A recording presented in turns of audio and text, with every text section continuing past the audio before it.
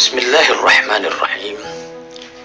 Ya bani Adam, khudhu zinatakum 'inda kulli masjid. Wahai anak-anak Nabi Adam, artinya kita yang dipanggil oleh Allah. Sebab kita ini tidak lain adalah keturunan dari Nabi Adam. Nabi Adam adalah Abul Bashar, manusia pertama, manusia yang diciptakan oleh Allah pertama kali. Jadi semua manusia yang ada disandarkan, dinisbatkan kepada Nabi Adam, kecuali kalau Anda merasa bukan keturunan Nabi Adam, jadi Anda merasa nggak dipanggil oleh ayat ini. Kalau kita merasa bahwa kita adalah Abul Bashar, mohon maaf, anak dari Nabi Adam, berarti kita yang dipanggil oleh Allah. Kita merasa terpanggil. Ya bani Adam, panggilan yang begitu merdu. Wahai keturunan Nabi Adam, labbaik ya Allah. Setiap kita pada saat kita membaca ayat ini, mendengar ayat ini, labbaik, balas panggilan Allah. Labbaik ya Allah. Setiap Anda dipanggil oleh Allah, labbaik. Khudhu. Allah menyuruh kepada kita apa yang diperintahkan oleh Allah kepada kita. Khudhu, ambil. Zinatakum 'inda kulli masjid. Apa yang harus hamba ambil ya Rabb? Apa yang harus hamba bawa ya Rabb? Zinatakum, perhiasan, sesuatu yang indah. Zina, sesuatu hal yang indah, perhiasan. Ini yang Allah perintahkan kepada kita. Pada saat kapan? Pada saat Anda kulli masjid, ketika engkau berada di tempat sujudmu, ketika engkau berada di miqatmu, ketika engkau lagi berdua-dua dengan Tuhanmu. Inda kulli masjid, indiyat, fi maqamin indiyat, ketika bersama-sama.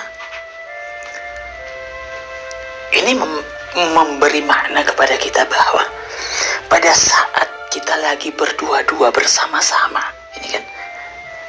ini perlu dipahami dengan benar. Jadi setiap orang pada akhirnya dia akan bersama-sama dengan Tuhannya. Apalagi pada saat dia melakukan ibadah. Karena ibadah itu tidak lain adalah proses kita untuk mendekatkan diri kepada Allah. Kita mendatangi Allah. Walaupun pada akhirnya ini tidak bermakna bahwa Allah itu berada di satu tempat. Enggak, Allah itu berada di mana saja.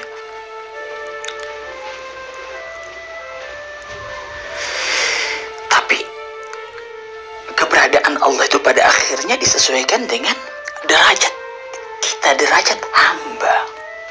Masing-masing memposisikan dirinya sesuai dengan derajatnya.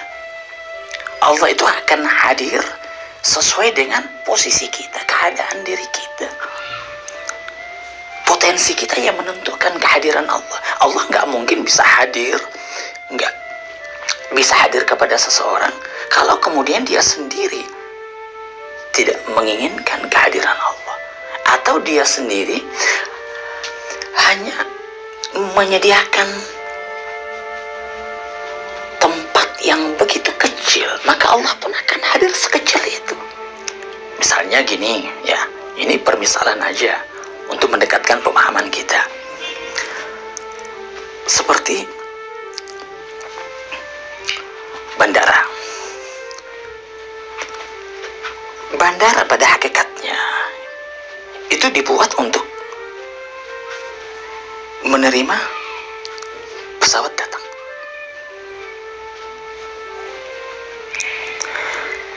Pesawat akan turun ke bandara tersebut sesuai dengan kondisi bandaranya.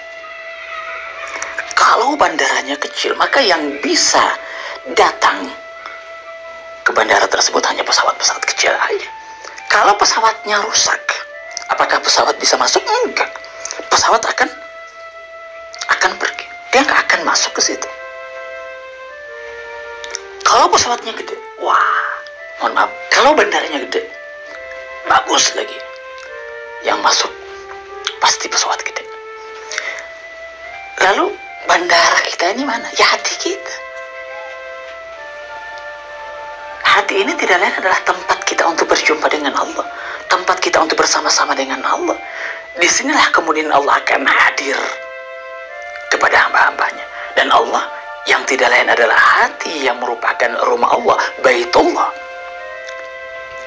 Setiap alam punya Baitullah. Setiap keberadaan ada Baitullahnya. Kalau di alam dunia ini Baitullah tidak lain adalah Baitullah Ka'bah yang ada di Mekah, maka Baitullah yang ada dalam diri manusia tidak lain adalah hati manusia. Itu adalah markas inti dari kehidupan. Dalam salah satu hadis qudsi dikatakan bahwa qalbul mu'min arsyur rahman. Jadi hati seorang mukmin itu tidak lain adalah arsy-nya Allah, Baitullahnya Tuhan, tempat bersemayamnya Allah, tempat hadirnya Allah. Sekarang kalau rumah tersebut dalam keadaan kotor, tamu mau datang? Ya enggak. Seberapa besar keinginan Anda untuk menerima tamu, tapi kalau rumah Anda itu kotor, tamu akan tertolak. Tamu nggak mau masuk. Apalagi kalau dari luarnya aja udah berantakan, udah nggak terurus, ya pasti dia akan menolak. Udah nggak mau menengok rumah tersebut. Apalagi kalau kemudian muncul bau-bauan yang nggak jelas.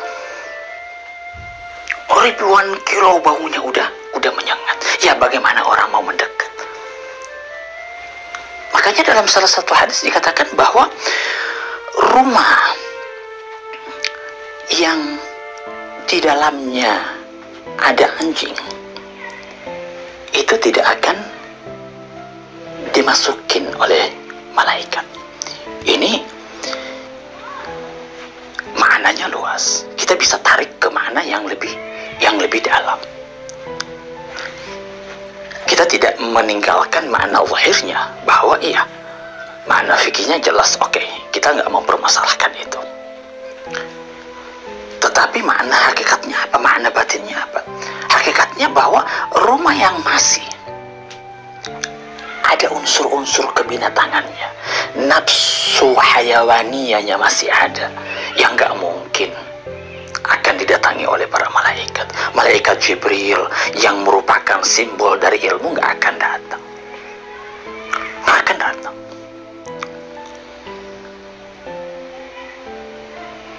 Malaikat Mikail pembawa rezeki yang nggak akan datang. Yang mungkin ya iya, Anda secara zahir banyak rezeki, tapi bukan berarti bahwa Anda itu didatangi oleh malaikat. Bukan berarti Anda itu dekat dengan Allah. Gambaran zahir tidak menandakan bahwa itu menggambarkan sisi batinnya. Enggak ada itu. Sisi zahir punya aturannya sendiri. Enggak ada hubungannya dengan masalah-masalah ibadah. Enggak ada itu, enggak ada. Jangan hubung-hubungkan hal-hal seperti itu. Dunia punya hukum sendiri. Ibadah punya aturan sendiri. Kita aja yang terkadang menghubungkan antara ibadah dengan kesenangan hidup dunia. Jadi kalau misalnya keadaan hati kita, Baitullah ini yang merupakan arsy-nya Allah dalam keadaan kotor, nggak karu-karuan, di sana masih ada unsur binatangnya, masih ada anjingnya yang suka ngamukan, masih ada yang nggak pernah melihat kebahagiaan, yang suka ngamukan, yang nggak pernah melihat kebahagiaannya orang yang selalu menggonggong setiap apa yang datang, selalu berprasangka buruk, atau seperti babi, masih ada unsur babinya di dalam, yang selalu numpuk harta dan tidak mau mengeluarkan, sehingga dia sendiri aja yang gemuk, dia sendiri aja yang senang. Di sana masih ada unsur ularnya, berpikiran licik, menipu orang, selalu hasut sama orang, dengki sama orang, iri sama orang. Ya niscaya jangan harap malaikat akan datang kepada Anda. Lalu apakah orang seperti ini masih akan bisa rajin beribadah? Bisa, tapi belum tentu kemudian dia akan mendapatkan makam spiritual yang tinggi, yang akan terbentuk hanya pada sisi luarnya saja, bahwa dia melakukan hal tersebut, ibadah, sholat, apa segala macam, tidak lain adalah bentuk dia untuk melaksanakan sebuah kewajiban, hanya sekedar itu saja. Tapi perubahan-perubahan pada sisi batinnya nggak pernah akan terwujud. Jadi kebahagiaan, ketenangan, kedamaian, apa segala macam dia akan nggak temukan. Itu nggak akan pernah ada. Dia akan selalu mengeluh dalam hidupnya. Itu yang akan selalu ada. Jadi hati inilah yang kemudian yang Allah ingin lihat. Khudhu zinatakum, ambillah perhiasan, sesuatu yang paling indah ketika engkau mau datang kepada Allah. Ini punya dua makna, makna zahir dan makna batin. Kalau makna zahir, ketika kita mau datang ke tempat-tempat yang memiliki nilai spiritual, misalnya Anda mau pergi ke masjid, Anda mau pergi ke umroh, ke Baitullah, diharuskan Anda itu betul-betul memakai sesuatu hal yang indah, yang bagus. Sebab kita itu mau datang kepada siapa? Ini kan harus betul-betul kita perhatikan. Anda mau ketemu sama siapa? Sholat itu kan berarti Anda mau ketemu sama Allah. Anda mau bercakap-cakap dengan Allah. Tempat kita untuk berkomunikasi. Ketika Anda mau datang ke masjid, berarti Anda memang mau ketemu dengan Tuhan. Sekarang ketika Anda mau ketemu dengan Tuhan, pakaian seperti apa yang harus Anda pakai? Ya pakaian yang paling indah yang Anda miliki. Anda kan harus lihat siapa yang mau Anda temui. Anda kalau misalnya kita nih di alam dunia ini, Anda kalau misalnya mau ketemu dengan seseorang yang punya derajat tinggi, punya jabatan, mau ketemu sama katakanlah bupati, udah setengah mati Anda menyediakan baju yang Anda mau pakai, udah kalang kabut Anda ke salon Anda kalau perlu. Kan seperti itu. Kenapa? Karena Anda ingin terlihat bagus di mata sang bupati. Anda ingin menghargai dia. Itu kan bentuk penghargaan Anda kepada dia. Anda membesarkan dia. Sekarang kita ini ingin dicintai sama Tuhan, tapi terkadang perbuatan kita, sikap kita tidak menandakan bahwa kita itu betul-betul mencintai Tuhan, tidak betul-betul memuliakan Allah. Ingin diperhatikan, tapi sikap kita tidak pernah memperlihatkan hal seperti itu. Ke masjid pakai kaos oblong, Allahu Akbar, kaos oblong dipakai, kaos yang ada gambar-gambarnya, nggak tahu gambar-gambar seperti apa itu yang dipakai. Pakai lagi lengan pendek yang udah lusuh lagi dipakai. Allahu Akbar. Lalu bagaimana Anda itu akan diperhatikan sama Allah kalau sudah seperti itu gaya Anda? Atau pakai daster mau sholat? Kira-kira Anda ketika mau menerima tamu, nggak usah Anda ketemu sama orang, tamu mau datang ke rumah Anda, kira-kira Anda mau nggak pakai daster ketika menyambut orang itu? Nggak bakalan. Lalu bagaimana Anda itu mau dicintai sama Allah kalau kita sudah seperti itu? Coba pikirkan. Bagaimana kemudian kita ini ingin mengharap diperhatikan sama Allah kalau sikap kita sudah seperti itu? Coba renungkan. Allah melihat kita dulu pada tampilan zahirnya dulu. Pada akhirnya tampilan zahir akan menggambarkan seperti apa sikap batin kita. Perwujudan batin itu akan tergambar di luar. Kalau nggak karu-karuan batin Anda, pasti di luarnya Anda juga nggak karu-karuan. Orang yang nggak pernah tenang pikirannya, hatinya nggak pernah tenang, nggak pernah termanage, pasti di luarnya juga akan seperti itu. Tingkahnya nggak pernah teratur, kasak-kusuk sana kemari, itu menandakan batinnya. Itu aja. Orang beriman itu apa? Orang beriman itu ya sudah termanage, tertata, tenang dia, tenang, nggak bergelombang. Mustarib itu nggak ada, tenang, nggak ada gelombang.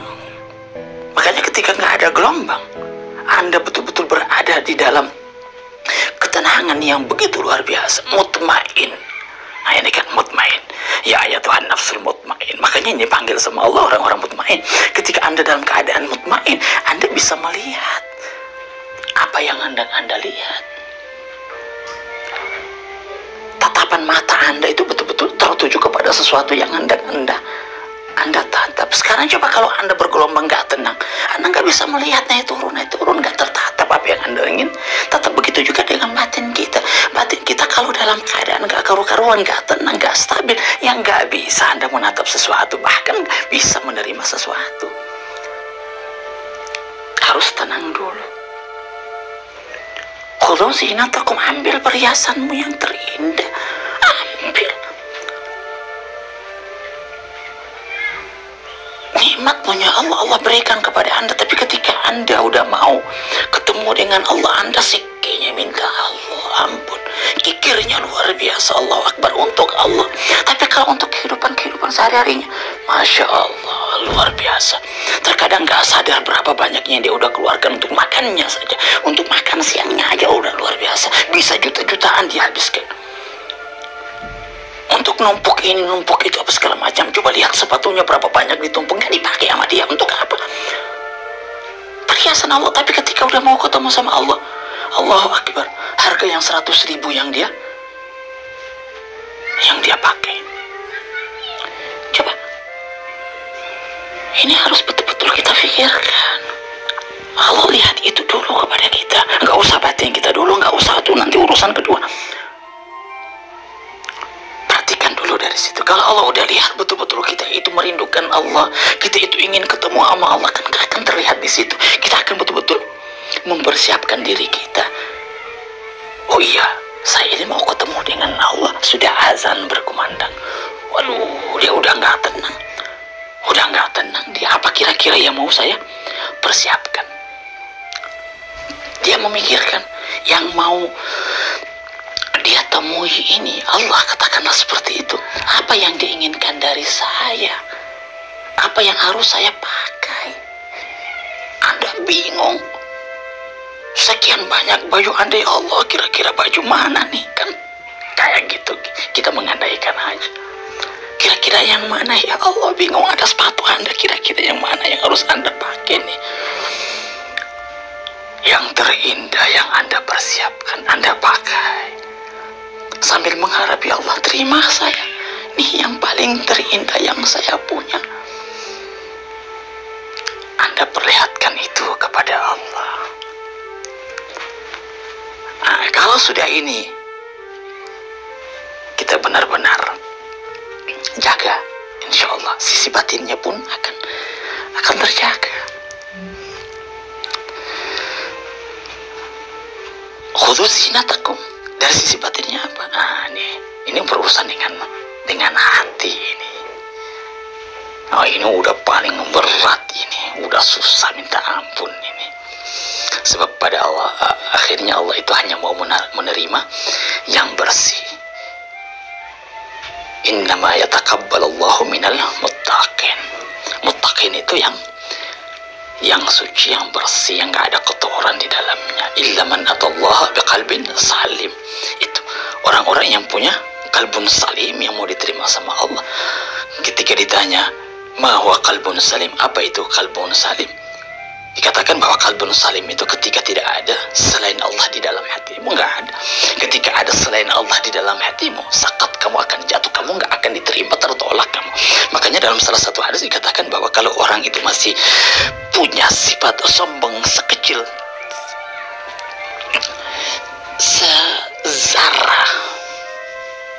sezara, dia nggak akan diterima. Sombong artinya apa? Sombong artinya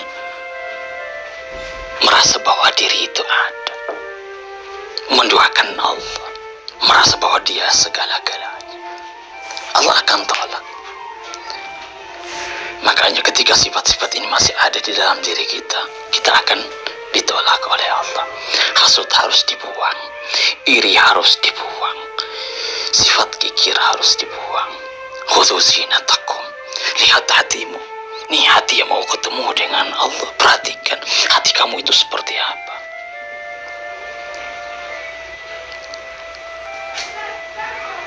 Jangan sampai hati kita ini kotor, bau. Hanya kita aja yang gak mencium itu. Tapi orang-orang yang sudah sampai pada makam-makam spiritual tinggi, dia tahu keadaan batin kita, tahu, tercium. Aura-aura negatif itu betul-betul bisa nampak. Ada baunya. Setiap kotoran-kotoran ya, itu punya bau khasnya masing-masing. Hasud punya baunya sendiri, kikir punya baunya sendiri, ada baunya. Makanya orang tahu Anda itu hasud seperti apa, walaupun Anda pendam seperti apa. Anda pendam erat-erat, ketahuan. Wali-wali Allah itu seperti itu. Makanya hati-hati. Ittaqu firasatil mu'min. Kan itu Rasulullah bilang, takutlah kamu kepada firasat. Itu baru firasat, belum ilham, belum kalau sampai pada tingkat apa, hakul yakin, betul-betul dia lihat sejelas-jelasnya, musyahadah, mukasyafah, tersingkat, dia tatap, waduh, dia tahu batin kita seperti apa. Kan kayak gitu. Ketika Anda datang ke masjid, Allah tahu, oh ini orang yang masih kotor batinnya, tertolak. Seakan-akan Anda itu masuk ke dalam masjid, seakan-akan Anda itu masuk ke dalam Baitullah, tapi pada hakikatnya Anda nggak diterima, tertolak udah. Kan banyak orang seperti itu, kan lucu di hadapan Allah. Ini saya contohkan ya, misalnya ini aja sudah menggambarkan bagaimana sikap kita. Ada orang di Baitullah misalnya, sementara tahu apa segala macam, tapi sibuk dengan HP-nya. Aduh, ini kan nggak menghargai Allah, sibuk dengan dunianya. Di tengah-tengah Baitullah loh, bersama-sama dengan Allah. Dia nggak tahu bahwa Baitullah itu tidak lain adalah kehadiran Allah, tapi sibuk dengan HP-nya. Allahu Akbar.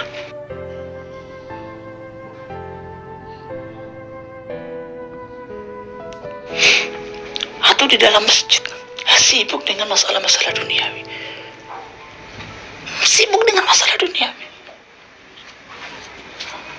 Coba lihat batin kita. Kita kalau mau ketemu sama Allah, ini dulu yang harus betul-betul kita atur. Inta kulli masjid, ketika engkau mau bersujud kepada Allah, ini bukan lagi bermakna masjid tempat tertentu, enggak. Ini bisa diperluas maknanya, bisa diperluas, punya makna yang sangat dalam. Di mana saja engkau bersujud, di situ adalah masjidmu.